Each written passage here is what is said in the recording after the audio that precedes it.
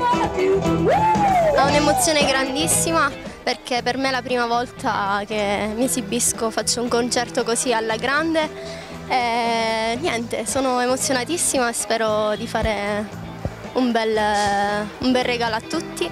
È un concerto musicale variegato tra musica di anni 80, pop, rock leggero e insomma faccio un mix un po' di tutto. Per conoscerti meglio, come nasce in te la passione per il canto o per la musica?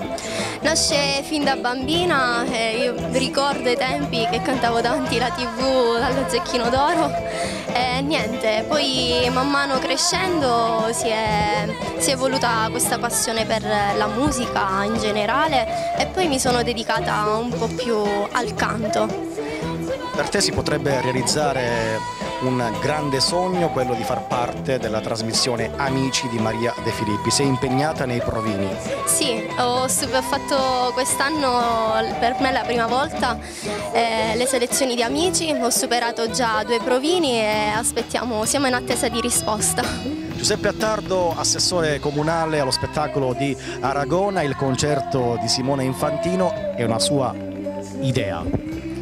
Sì, il concerto di Simone è una mia idea, anche perché io la conosco da bambina, Simona, e so quello che può darci ognuno di noi.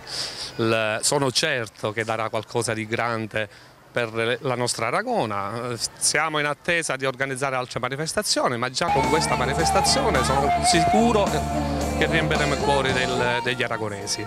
Sabato 25 e domenica 26 le notti bianche qui ad Aragona, cosa vedremo? Ad Aragona, come ogni anno, già da vecchia data che si fanno le notte bianche, anche quest'anno la nostra amministrazione, guidata dal nostro sindaco Salvatore Parello e anche da me come assessore allo sport, turismo e spettacolo, abbiamo lavorato tanto per organizzare queste notte bianche. Sarà piena e ricca di musica, abbinata pure alla musica, ci sarà un grande defilé di moda.